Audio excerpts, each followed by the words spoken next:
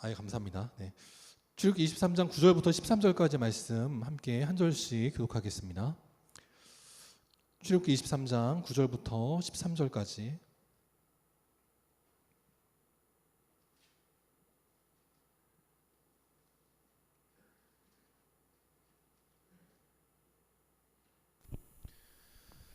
(9절부터) 13절까지 한 절씩 교독하고 13절은 합독하겠습니다.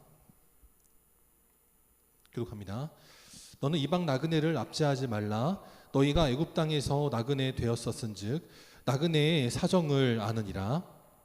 너는 6째 동안을 너의 땅에 파종하여 그 소산을 거두고 7째 해에는 갈지 말고 묵혀두어서 내 백성의 가난한 자들이 먹게 하라. 그 남은 것은 들짐승이 먹으리라. 내 포도원과 감람원도 그리 할지니라. 너는 6해 동안에 내 일을 하고 7째 날에는 쉬라. 내 소와 나귀가 쉴 것이며 내 여종의 자식과 나그네가 숨을 돌리리라. 다 같이 내가 내게 이른 모든 일을 삼가 지키고 다른 신들의 이름은 부르지도 말며 내 입에서 들리게도 하지 말지니라. 아멘. 이제 옆 사람과 인사하겠습니다. 사랑합니다. 축복합니다. 이 시간 주님 앞에 나와 예배드리기 위해서 사랑하는 성도님들을 주님의 이름으로 환영하고 축복합니다. 이 시간 세상의 힘이 아닌 하늘의 힘으로 살라. 세상의 힘이 아닌 하늘의 힘으로 살라라는 제목으로 함께 하나님 말씀 나누도록 하겠습니다. 혹시 이 물건 보면 뭔지 아시는 분 계신가요? 저게 뭔지 모르시죠? 네. 뭐냐면 일본에서 만든 방공호입니다. 전쟁을 대비하고 심지어는 핵폭발로부터도 보호할 수 있다라고 만들어진 방공호입니다. 얼마짜리냐면 6,200만 원짜리입니다. 가격이 저렴해요. 미국에서는 방사능 공격으로부터 막을 수 있는 지하 참호를 또 개인별로 파는데 그건 한 10억 정도 넘게 되거든요. 근데 6천만 원이면 싼 거죠. 근데 저렇게 이제 공개를 했는데 일본인들도 보기에 좀 의심스러웠던 것 같습니다. 그래서 이제 댓글들을 다는데 저게 벽이 좀 얇아 보이는데 괜찮을까? 만약에 원폭이 터지면 그 온도가 1조까지 온도가 올라간다는데 1조의 온도를 못 버틸 것 같은데 그렇게 이제 의문의 댓글을 달았다는 겁니다. 그랬더니 마지막에 뭐라고 댓글이 달냐면 뭐 어때? 버티지 못해도 회사에 클레임이 들어올 일은 없어 했다는 겁니다. 6천만 원 주고 샀는데 방사능을 막기 위해서 샀어요. 그 속에 들어갔는데 정말 어떤 원자력 폭발에 의해서 방사능이 날라왔습니다. 못 버텼어요. 그러면 클레임을 제기해야 되는데 아무도 클레임을 제기 못한다는 거예요. 그러니까 괜찮다는 겁니다. 세상에서 6천만 원을 주고 내 목숨을 지키려고 해도 지킬 수 없는 겁니다. 죽고 난 다음엔 아무 소용 없는 거죠. 이번에는 젊은 커플입니다. 부부인지 애인인지는 정확하지 않은데 젊은 커플이 시합을 하는 겁니다. 게임을 하는 거예요. 뭐냐면 내가 동전을 떨어뜨릴 때 이거를 한 5번 연속으로 주우면 돈 줄게. 시합을 한 겁니다. 근데 두 번째 뭘 했냐면 첫 번째는 동전을 떨어뜨린 거고요. 두 번째는 뭘 떨어뜨렸냐면 동전을 떨어뜨리는 척하면서 침을 뱉은 겁니다. 그러니까 동전을 주려고 딱 집중하고 있는데 뭐가 떨어지니까 손을 딱 갖다 냈는데 처음엔 동전이었고 두 번째는 침이 떨어졌는데 너무 급하니까 뭔지 확인도 안 하고 떨어지자마자 손을 댔어요. 그러니까 여러분 침을 손대면은 당연히 어떻겠습니까? 더럽겠죠. 그래서 남자는 도망가고 여자는 쫓아가는 겁니다. 아무리 사랑하는 사람이라 할지라도 저렇게 인터넷에 올려서 따봉을 받기 위해서라면 내 여자친구의 손바닥에 침을 묻혀도 상관없다라는 거죠. 세상에 아무리 사랑이 대단해도 인기와 자랑 앞에서는 아무것도 아니다라는 겁니다. 세상에서는 수많은 사람들이 돈을 추구하고 명예와 인기를 추구하고 성공을 추구합니다. 근데 그 모든 게 결코 우리의 인생을 책임져 주지는 못한다라는 거예요. 그럼 오늘 말씀을 통해서 우리는 어떻게 살아가야 되는가? 우리가 어떻게 하면 세상의 힘이 아닌 저 하늘의 힘, 주님의 힘으로 살아갈 수 있는가? 함께 말씀을 3가지 살펴보도록 하겠습니다. 먼저 첫 번째, 우리 이 땅을 살아갈 때 어떠한 마음을 가지고 살아가야 되느냐? 인지상정의 마음을 가지고 살아야 된다라는 겁니다. 구절에 보니까 하나님 말씀하시기를 너는 이방 나그네를 압제하지 말라라고 말씀을 하십니다. 왜냐하면 너희도 예전에 애굽 땅에서 나그네가 되었었던 적이 있지 않냐. 그때 내가 너희들을 사랑하고 궁일이 여겨서 너희들을 해방케 하였고 지금 자유민이 되게 했고 이제 가나안 땅으로 인도하고 있는데 너희가 나중에 가나안 땅에 정착하거든 너희 마을, 너희 동네, 너희 나라에 어떤 나그네가 힘없이 찾아온다 할지라도 결코 천대하거나 발시하거나 압제하지 말라라는 거예요. 우리 옛말에도 호라비 사정은 누가 알아요? 과부가 안다고 그랬습니다. 과부의 사정도 호라비가 안다고 그랬습니다. 내가 어려워봐야 남의 어려움을 이해할 수 있다라는 거죠. 대접을 잘해서 복 받은 사람이 있고 대접을 잘 못해서 큰 복을 받지 못한 사람이 있습니다. 대표적으로 누가 있느냐? 아브라함의 조카 롯이 있었습니다. 이 롯은 자기 집에 찾아온 나그네 둘을 발견했습니다. 그래서 그 나그네 둘을 오늘 하나님 말씀에 의지하여서 천대하지 않고 어떻게 했냐면 식탁을 베풀어서 무교병을 구워 주었다라고 말합니다. 무교병은 이스라엘 백성들이 출애굽 이후부터 먹기 시작한 겁니다. 그 전까지는 무교병을 안 먹었어요.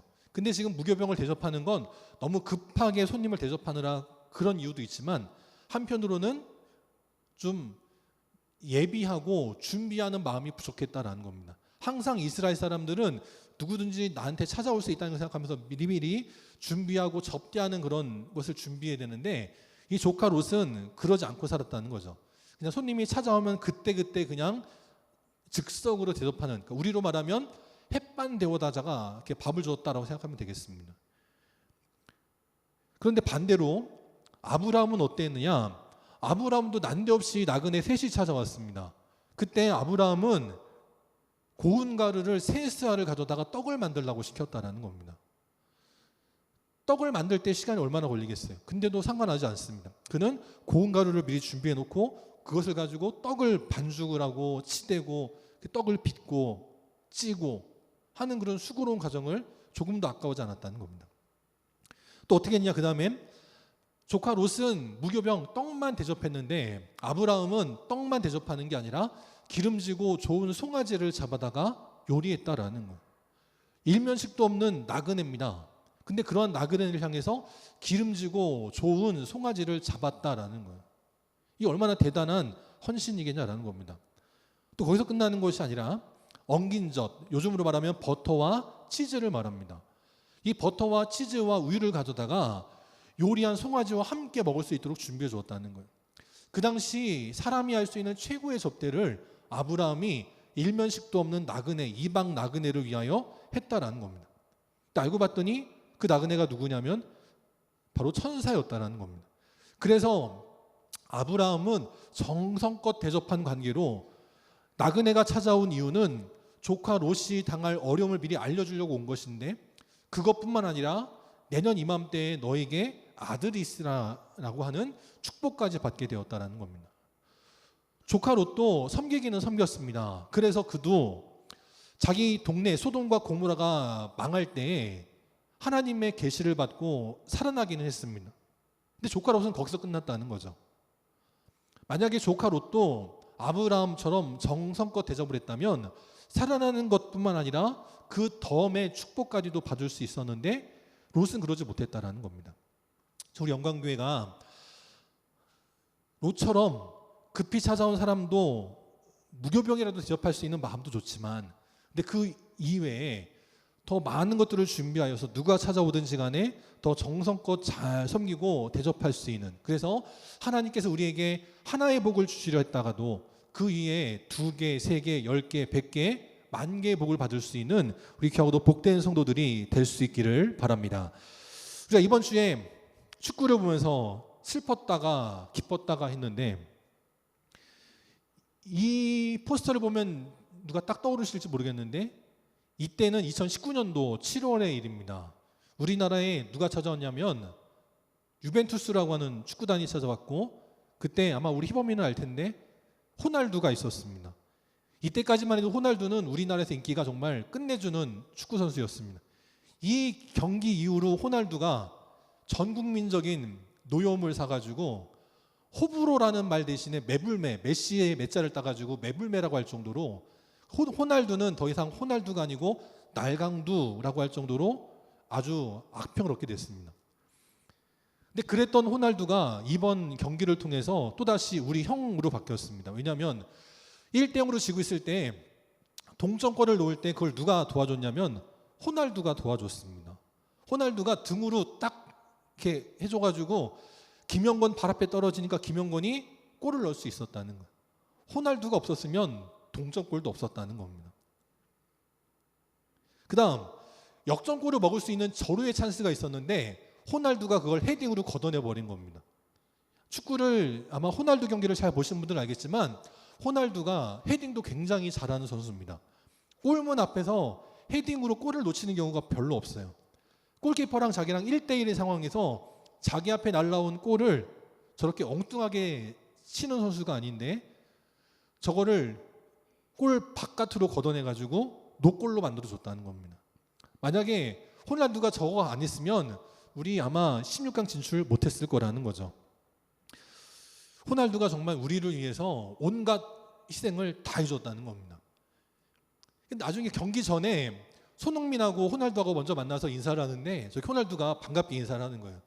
호날두가 요즘 인성이 별로 안 좋거든요. 되게 싸가지가 없는 선수인데 저렇게 손흥민한테 어깨에 토닥토닥 해주면서 윙크 한번 하면서 알지? 내가 오늘 잘해줄게. 그러고 갔다라는 거예요. 그리고 정말 우리나라가 포르투갈을 이길 수 있도록 아주 그냥 혼신의 힘을 다했다라는 겁니다. 그러니까 우리가 그래서 예전에 미웠다고 영원히 미워할 필요가 없는 거예요.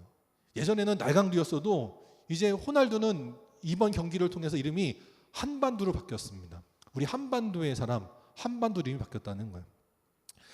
그 다음 또 이 호날두가 이제 퇴장을 할 때에도 이번 우리나라 축구팀의 최고 스타로 떠오른 조규성이 야 너 빨리빨리 나가라고 하니까 호날두가 뭐라 말하냐면 이렇게 말합니다.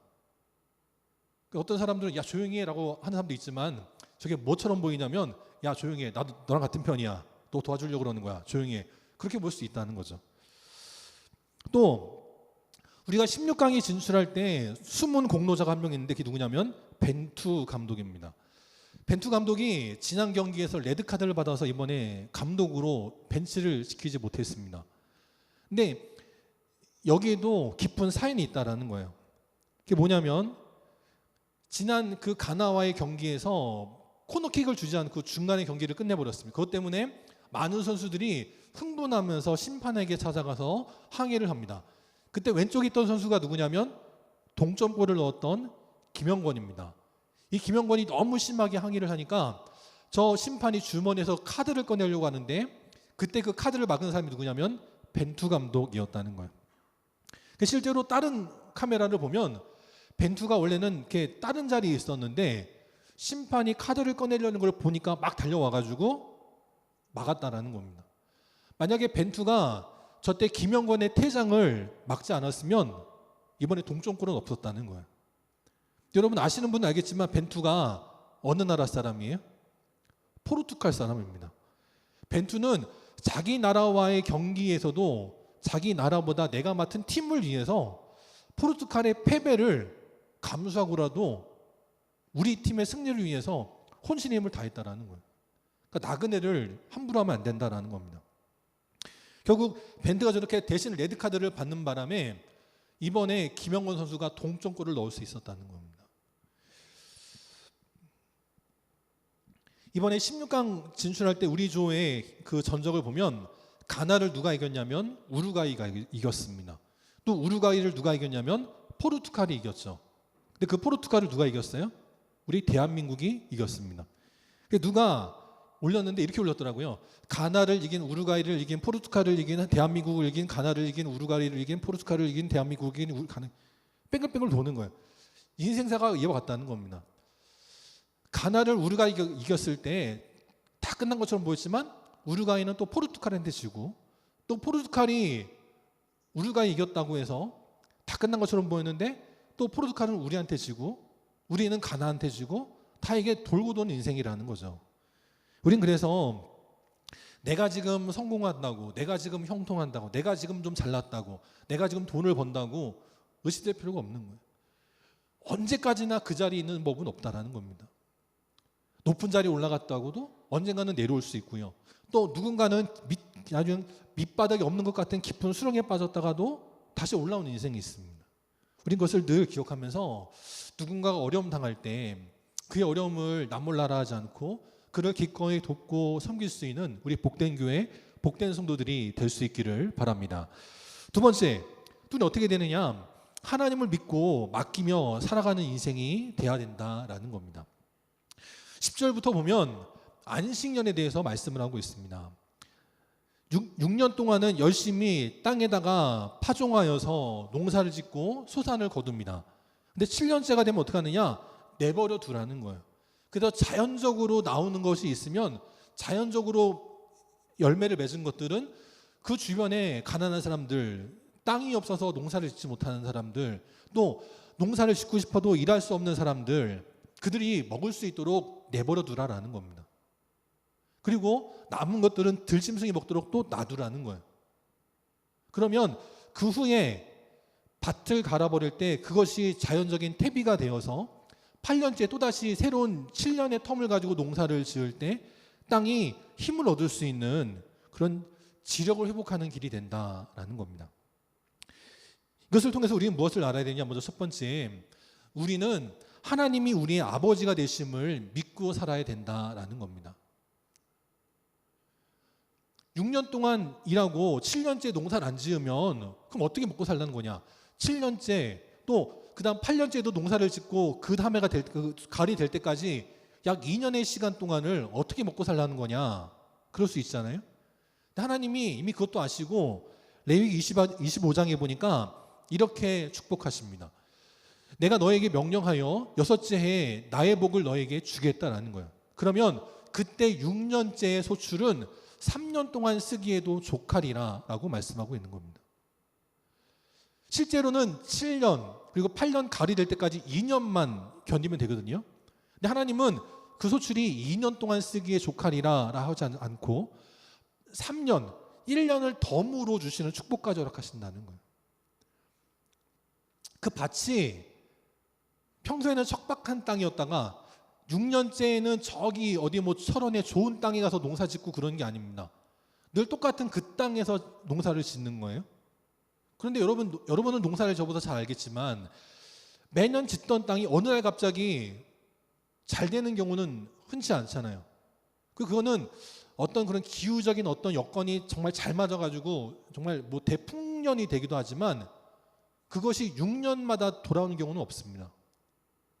근데 하나님께서 하나님 말씀에 순종하여서 안식년을 지키는 자에겐 6년째의 그 소출이 남은 7년째와 8년째 소출을 거둘 때까지 2년을 버티는 것이 아니라 3년을 쓰고도 남게 하는 덤의 축복을 허락하여 주신다라는 거예요.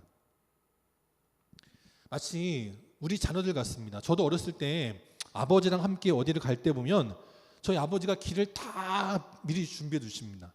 요즘이야 내비게이션이 있으니까 모르는 길도 딱 입력해 놓고 가면 되지만 옛날에는 어디 가려고 그러면 지도를 다 보고 연구해야 되잖아요. 그럼 저희 아버지께서는 어디 여행 가거나 뭐 할 때 미리 지도를 펴놓고 길을 다 연구하십니다. 얼마나 갔다가 뭐 좌회전 우회전 몇 번 국도 몇 번 무슨 고속도로 그걸 다 준비하시고 당일이 되면 아버지는 그냥 출발하십니다. 그럼 저희는 그걸 모르니까 아버지랑 부모님이랑 함께 여행을 할 때 아버지가 이렇게 모르는 길을 막 가시거든요. 그럼 제가 옆에서 걱정이 돼가지고 아빠 길 알아요? 이렇게 물어볼 때가 있어요. 염려하지 마. 아빠만 믿고 따라와. 그럴 때가 있습니다. 그러면 정말 처음 가보는 길도 아버지가 다 알고 가세요. 그럼 우리가 원했던 자리에 도착을 합니다. 근데 그걸 모르고 아들 녀석이 뒷자리에 앉아가지고 아빠가 길을 제대로 가는 거 맞는지 투덜투덜대고 신호등 할 때마다 옆자리 막 사람들한테 길 가는 사람들한테 여기 저기 가는 길 맞냐고 물어보고 그러면 아버지가 얼마나 속 터지겠어요. 그냥 아빠만 믿고 따라오면 되는 거예요.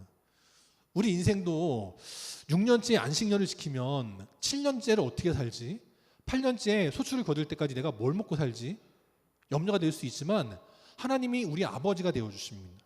하나님께서 우리가 2년이 아니라 3년 동안을 쓰고도 남도록 예비하셨음을 믿고 오늘도 우리 아빠 되시는, 우리 아버지 되시는 하나님을 믿고 믿음의 길을 담대하게 걸어가는 복된 인생들이 될 수 있기를 바랍니다. 또 두 번째, 우리는 안식년을 지킬 때 무엇을 생각해야 되느냐? 밥보다 더 큰 기쁨이 있다라는 것을 누리고 살아가야 된다는 겁니다. 7년째에는 햇곡식을 먹지 못합니다. 햅쌀, 그다음 뭐 햇사과 이런 걸 못 먹어요. 하지만 그런 거 못 먹어도 우리가 안식년을 지킬 때 주시는 더 큰 기쁨이 있다라는 겁니다. 세상에서 가장 큰 즐거움이 통장에 잔고가 늘어가는 거, 통장이 2개, 3개 늘어가는 거, 그게 기쁘다고들 말씀을 하십니다. 특별히 요즘 같은 때에 금리가 높아져가지고 무슨 금리가 막 10%씩, 예금 금리가 10%씩 된 데가 있다고 그래요. 그래가지고 1년 동안 10%씩 모으면 50%로 늘어간다고, 5년 동안 이렇게 예금을 부으면 50%로 이자가 늘어간다고 막 좋아하시고 그런 분들도 계시더라고요. 우리는 그런 것도 기쁘지만 세상에 어떠한 것도 바꿀 수 없는 하나님 말씀에 순종할 때 하나님께 주시는 하늘의 기쁨을 누리고 살아가는 귀한 인생들이 되어야 될 줄 믿습니다. 또 세 번째, 우리는 안식년을 지키는 것을 통해서 어떠한 인생이 되어야 되느냐? 나뿐만 아니라 내 주변의 사람들을 복되게 하는 자들이 되어야 된다라는 거예요. 그 11절 말씀에 보면 일곱째에는 묵혀두라는 것입니다. 그래서 자연적으로 생기는 것들 가난한 사람들이 먹게 하고 또한 들짐승들이 먹게 하라라는 거예요. 레위기 23장에도 보면 동일한 말씀들을 기록하고 있습니다. 이건 안식년은 아니고 추수 때의 말씀이지만 곡물을 벨 때에 밭 모퉁이까지 모든 것을 다 탈탈 털어가지고 거두지 말라는 거예요. 가난한 자와 거류민을 위하여 남겨두라라는 겁니다. 그럼 여러분들 아마 이 말씀을 읽을 때 떠오르는 게 있을 거예요. 혹시 그 감나무에 남겨두는 거를 뭐라고 그러죠? 까치밥이라고 그러죠. 우리 조상님들도 이런 마음의 넉넉함이 있었습니다. 그러니까 성경을 모를 때에도 까치밥이라는 걸 남겨뒀어요. 까치가 은혜 갚는다고 까치를 위해서 뭔가를 남겨두는 겁니다. 저거 따다가 홍시, 연시 만들고 꽃감 만들고 그 겨울에 먹고 그럼 좋지만 까치를 위해서 남겨둘 줄 아는 넉넉한 마음이라는 거예요. 우리 영광교회도 우리 주변의 이웃들을 위해서 나눠주고 베풀어주고 섬기는 그런 귀한 교회, 그런 복된 교회 될 수 있기를 바랍니다. 그래서 우리 교회도 언젠가는 부활절, 성탄절 맞이하면 우리 동네 전체에 떡을 돌릴 수 있도록 물질의 복이 임하고 또 떡을 돌릴 수 있는 믿음의 성도들이 들어가는 복된 교회가 될 수 있도록 함께 기도하여 주시면 감사하겠습니다. 우리가 그렇게 나간 것은 뭐냐면 시편 36편에 보니까 주의 의는 하나님의 산들 같다라는 거예요. 하나님의 의가 얼마나 넓은지 하나님의 산들처럼 웅장하고 거대하다라는 겁니다. 하나님의 심판은 큰 바다와 같다라는 거예요. 아무도 하나님의 심판을 피할 수가 없다는 거죠. 그러나 우리 여호와 하나님은 하나님 말씀에 순종한 자들을 사람이든 짐승이든 구하여 주시는 분이다라고 말씀을 해요. 그래서 우리도 어떻게 살아가야 되느냐? 시편 72편 4절에 보니까 가난한 백성의 억울함은 풀어주고 궁핍한 자의 자손은 구원할 줄 아는 교회, 구제와 선교와 전도에 힘쓰는 복된 교회, 복된 성도들이 될 수 있기를 바랍니다. 또 네 번째, 우리는 어떤 교회가 되어야 되느냐? 이 안식년을 지키는 것을 통해서 또 안식일을 지키는 것을 통해서 믿음의 능력을 충전하는 교회가 되어야 된다라는 거예요. 12절에 보니까 안식년뿐만 아니라 안식일도 말씀하는데 6세 동안은 엿새 동안은 열심히 일을 하고 7째 날이 되면 그때는 쉬라는 겁니다. 그러면 너뿐만 아니라 너의 가축들, 너의 자녀들, 너의 식소들 모두가 숨을 돌리게 되고 그러면 그 다음에는 더 큰 힘을 가지고 더 많은 것을 감당할 수 있는 믿음의 역사가 나타나게 되더라라는 것입니다. 책 제목 가운데 이런 책이 있더라고요. 농사는 땅십니다. 이런 책이 있습니다. 하나님은 이미 그걸 다 아시고 안식년을 지키게 하신 거예요. 농사도 매년 짓는다고 되는 게 아니지 않습니까? 땅이 쉴 수 있게 해야 되고 또 퇴비를 주고 비료를 줘서 땅의 지력을 살려야 그 다음에 더 큰 결실들을 거둘 수 있다는 거예요. 그래서 우리는 어떤 인생이 되느냐? 작은 것부터 순종한 인생들이 돼야 된다라는 겁니다. 하나님 맨 먼저 말씀하신 거는 안식일입니다. 7일째가 되면 쉬라는 거예요. 남들은 1년 365일 하루도 안 쉬고 일하지만 우리는 남들과 다르게 사는 인생들입니다. 그래서 하나님이 7일째가 되면 쉬라 하실 때 그 안식일을 지킬 줄 아는 사람. 그리고 그 다음 안식일을 지켜보았더니 더 큰 능력이 임해서 더 많은 일들을 감당할 수 있구나. 그걸 깨달으면 그 다음엔 어떻게 되느냐? 안식년을 지키는 거예요. 6년째는 열심히 일하고 7년째가 되면 그 땅을 놔두는 겁니다. 또 안식년을 지키는 것을 통해서 땅의 지력이 회복되고 더 많은 소출을 거둔 것을 경험한 자들은 어떻게 되느냐? 희년을 지키는 거예요. 49년은 열심히 남의 땅을 내가 사들여서 열심히 농사를 짓고 또 남을 내 종으로 거두어서 열심히 데리고 일을 하지만 희년이 찾아오면 어떻게 하느냐? 그들을 풀어주는 겁니다. 땅을 돌려주는 거예요. 그럼 내가 손해인데, 그런데 하나님 말씀에 순종하여서 그 땅을 돌려주고 사람을 돌려줄 때 하나님께서 내가 그것을 움켜쥐고 있는 것보다 더 큰 복을 주시겠다라는 겁니다. 하나님은 우리에게 처음부터 희년을 명령하지 않습니다. 처음부터 안식년을 명령하지 않아요. 처음에는 하나님은 우리에게 안식일 작은 것부터 요구하십니다. 작은 것에 순종해서 복 받은 사람 누가 있냐면 베드로가 있었습니다. 누가복음 5장에 보면 예수님이 베드로를 처음 만나실 때 베드로에게 뭐라고 말씀하시냐면 너의 배를 육지에서 조금만 떼라 라고 명령하십니다. 베드로야 너의 배를 조금만 좀 띄워줄래? 라고 부탁을 하십니다. 그때 베드로는 예수님 말씀에 순종하였습니다. 내가 이제 배를 정비하고 집에 돌아가 자야 되는데 처음 보는 사람이 와가지고 나한테 배를 좀 띄워달라고 말할 때 베드로는 거절하지 않습니다. 또 내가 아니면 안 되는 거창한 일도 아닙니다. 나 말고 다른 어부들도 할 수 있는 일입니다. 아무나 할 수 있는 일이지만 나에게 부탁을 할 때 그 작은 일에 베드로는 순종하였습니다. 또 그 다음 예수님께서 말씀하시기를 이번에는 저 깊은 곳에 그물을 던져보아라 라고 말씀하실 때 이 사람이 지금 나랑 장난하나? 내가 어부인데 내가 밤새도록 그물질을 했는데 한 마리도 못 잡았구만. 저 깊은 곳에는 아무런 물고기도 살지 않는데 무슨 깊은 곳에 그물을 던지라고 하나? 할 수 있지만 베드로는 주님 말씀에 의지하여 깊은 곳에 물고기가 없는 곳에 그물을 던졌습니다. 그랬더니 어떤 복이 임하느냐? 고기를 잡은 것이 많은데 많은 것도 그냥 많은 게 아니라 심히 많았다라는 거예요. 많아도 너무 많았다라는 겁니다. 그리고 그 고기를 걷어들일 때 자기 배가 차고 넘치니까 어떻게 하느냐? 다른 배에 있는 동무까지 불러들여서 두 배가 차고 넘치도록 물에 잠길 정도가 되도록 하시는 놀라운 축복을 허락하여 주셨다라는 거예요. 나도 잘 되고 내 주변에 동무도 잘 되는 복이 언제 임하느냐? 처음부터 대단한 것에 순종하는 것이 아니라 작은 것 하나에 순종할 때 하나님 주시는 역전의 축복이 임하게 될 줄 믿습니다. 세 번째, 우리는 어떻게 살아야 되느냐? 다른 해답을 구하지 말고 하나님 말씀에 순종하며 오직 주의 이름만을 붙들고 살아가야 된다라는 거예요. 13절에 보니까 또 하나님께서 명령하시기를 우리 믿음의 백성들은 다른 신들의 이름은 부르지도 말고 그들의 이름이 들리게도 하지 말라라고 말씀하고 있습니다. 지금 주변에 다른 나라들은 바알 신을 섬기고 아세라 신을 섬기고 태양의 신 라를 섬기고 수많은 잡신들을 섬기고 있는 때입니다.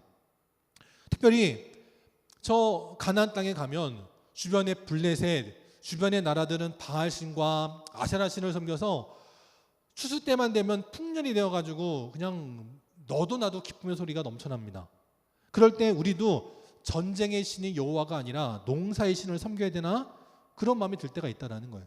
근데 그때에도 세상의 것들에 의지하지 말고 오직 나 여호와 하나님의 이름만을 부르고 그의 이름만이 들리게 하라라고 말씀하고 있다라는 겁니다. 왜냐?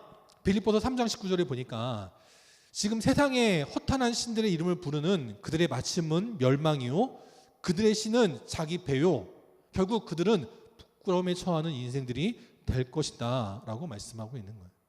지금 당장은 그들이 잘 되는 것처럼 보입니다. 그런데 그들의 마지막은 멸망의 길이라는 거예요.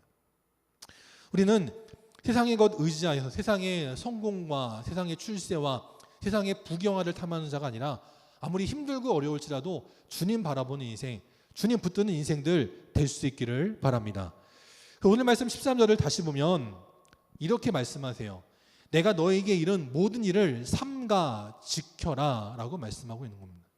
나그네를 압제하지 말고 나그네를 선대하고, 안식년과 안식일을 지키고, 또한 아무리 힘들고 어려워도 내가 너의 기도에 응답하지 않는 것 같을지라도 다른 신들의 이름을 부르기도 하지 말고, 그들의 이름이 내게도 들리기도 하지 말고, 오직 내가 너에게 시킨 모든 일들을 삼가 지켜라 라는 겁니다. 삼가 지킨다는 것은 뭐냐면 울타리를 박는 겁니다. 그래서 안의 것이 바깥으로 나가지도 못하게, 또 바깥의 것이 안으로 들어오지도 못하게 하는 것이 삼가 지킨다라는 히브리어의 원뜻이라는 거예요. 여러분은 여러분의 믿음에 울타리를 치고 계십니까? 악한 마귀가 들어오지 못하도록 말씀의 울타리를 치고 계십니까?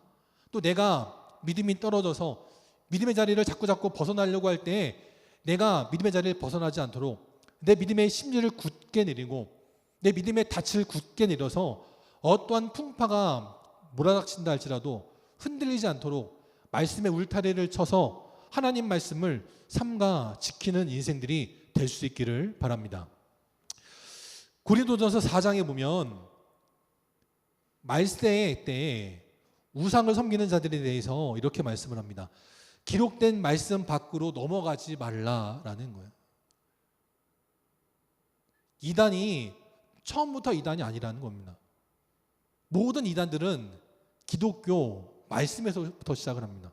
그런데 자기가 조금 능력을 받으니까, 내가 기도했더니 사람이 병 고침 받고, 내가 기도했더니 안 될 일도 되고, 남들이 다 나를 메시아라 그러고 예수님 같다 그러고 칭찬하니까 그것 때문에 하나님과 대적하게 되고 교만한 마음을 갖게 되고, 그럴 때 결국 이단이 되더라라는 거예요. 대표적으로 우리나라에서 기독교에서 시작했는데 말씀 밖으로 넘어간 종교들이 있습니다. 천부교가 있어요. 통일교가 있고 영생교가 있습니다. 신천지 하나님의 교회, 구원파 등이 있습니다. 이 모든 교회들은 다 정통교회에서 시작을 했습니다. 그런데 조금 잘못되니까, 그 울타리를 벗어나니까, 하나님의 말씀을 삼가 지키지 못하니까 이단이 되더라라는 거예요.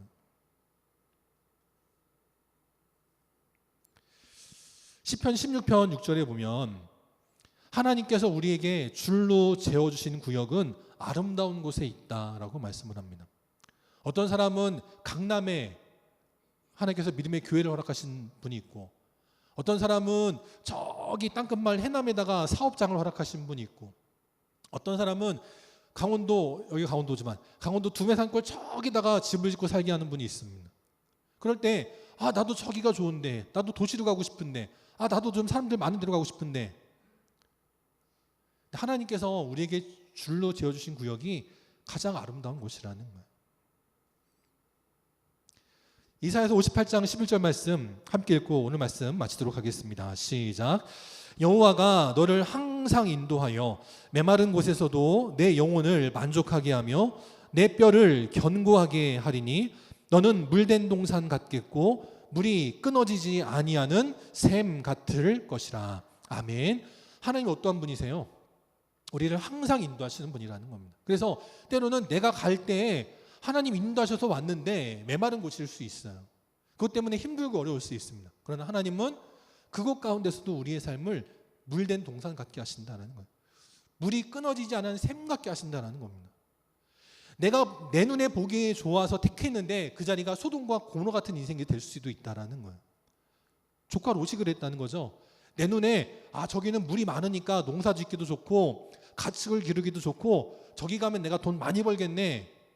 택해서 갔습니다. 근데 그 자리가 멸망의 자리였어요. 결국 모든 것을 다 잃어버리고 아내와 딸들 데리고 도망 나오다가 아내는 뒤돌아보는 바람에 소금 기둥이 되어서 끝나게 되는 인생이 될 수 있다는 겁니다. 하나님은 항상 우리를 가장 좋은 길로 인도해 주십니다. 내일 일은 우리가 알 수 없어요. 그러나 하나님이 나의 아버지가 되시지, 하나님 말씀에 작은 것부터 순종하면 하나님 우리에게 더 큰 복을 주시지, 그걸 누리고 살아가는 우리 귀한 인생들 될 수 있기를 바랍니다. 제가 오늘 말씀을 마치면서 복음성가를 부르려고 했지만 사실 제가 오늘 말씀을 준비하면서부터 떠오른 노래는 뭐였냐면 해바라기의 노래였습니다. 그대 내게 행복을 주는 사람이에요. 내가 가는 길이 험하고 멀지라도 그때 내게 행복을 주는 사람. 우리 영광교회 성도들이 어디를 갈지라도 내가 만나는 사람들마다 행복을 줄 수 있는 사람들이 되어야 될 줄 믿습니다. 이방 나그네 같은 사람도 우리가 섬겨주고, 또 땅이 없고 농사 지을 수 있는 힘이 없어서 가난해진 사람들에게 안식년을 통해서 그들이 먹고 살 수 있도록 힘을 주는 인생. 그럼 나는 뭘 먹고 살라고, 내 인생 어떻게 살라고 우리는 모르죠. 내일 일은 우리는 알 수 없습니다. 그런데 창조주 하나님이 우리 아버지가 되어주시기 때문에, 하나님이 우리의 선한 목자가 되어주시기 때문에 우리에게는 소망이 있는 줄 믿습니다. 영광교회 성도들이 정말 세상 사람들에게, 나는 남들에게 행복을 주는 사람이야, 내 입으로 떠벌리는 것이 아니라 우리 군탄리의 주민들이, 우리 철원 땅의 사람들이 우리 영광교회, 우리 사랑하는 성도들을 볼 때, 야, 정말 저 사람들은 나에게 행복을 주는 사람이야, 저 교회는 나에게 행복을 주는 교회야, 내가 저 교회 건물만 바라봐도 힘이 나고 저 교회 십자가만 바라봐도 내가 마음이 평안해져, 그렇게 행복을 줄 수 있는 교회와 그런 성도들이 다 될 수 있기를 주님의 이름으로 축원합니다.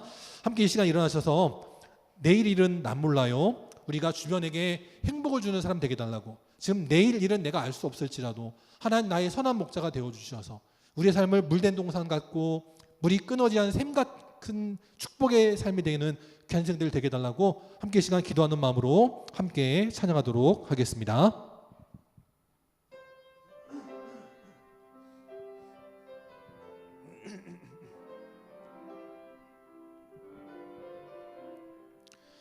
내일 일은 난 몰라요, 하루하루 살아요, 불행이나 요행함도 내 뜻대로 못해요. 험한 이 길 가고 가도 끝은 없고 곤해요.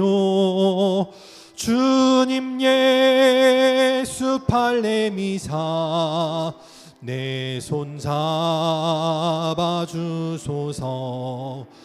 내일 일은 난 몰라요, 장래일도 몰라요. 아버지여 날 붙드사 평탄한 길 주옵소서. 좁은 이 길 진리의 길 주님 가신 그 옛길 힘이 들고 어려워도 찬송하며 갑니다. 성령이 여금성을 항상 들려주소서. 내 마음은 정했어요, 변치 않게 하소서. 아멘.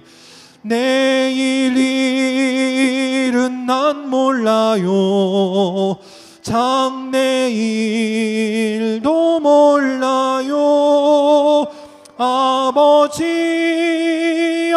아버지여 주신 소명 이루소서. 만왕의 왕 예수께서 이 세상에 오셔서 만 백성을 구속하니 참 구주가 되시네. 순교자의 본을 받아 나의 믿음 지키고 순교자의 신앙 따라 이 복음을 전하세. 불과 같은 성령이여 내 맘에 항상 계셔 천국 가는 그날까지 주여 지켜주옵소서. 아멘. 함께 기도하겠습니다. 지금은 우리 주 예수 그리스도의 은혜와 하나님 아버지의 끝이 없는 사랑하심과 성령님의 함께 하시고 교통하시고 위로 인도하심이 지금 당장 내 앞길도 가름할 수 없고 내일도 알 수 없는 어려운 형편 가운데 있을지라도, 그러나 오늘도 주님 말씀에 순종하여 작은 일부터 하나하나 순종하여 하나님의 일을 받들어 섬겨 나갈 때 우리를 통해 이방 나그네가 힘을 얻고 우리 주변의 모든 가난한 삶과 모든 억울한 생명들이 힘을 얻고, 그로 말미암아 우리 영광교회 우리 믿음의 성도들을 통하여 나는 참 행복한 사람입니다, 저들은 참으로 행복함을 주는 복된 교회 복된 성도들입니다, 그렇게 좋은 소문 나는 귀한 믿음의 교회와 성도들로서 귀한 사명 감당하기 원하는 우리 모든 믿음의 성도들 머리 위에, 또 그 가정과 직장과 사랑하는 주의 자녀들 머리 위에, 또 이 시간 주님 앞에 나와 함께 예배드리기를 원하지만 이런저런 이유로 나오지 못한 모든 안타까운 심령들 머리 위에, 또 나라를 지키는 국군 장병들 위에, 방역과 또 귀한 일에 힘쓰고 있는 모든 의료진들과 공무원들 머리 위에 이제부터 영원토록 함께 계시기를 간절히 축원하옵나이다. 아멘.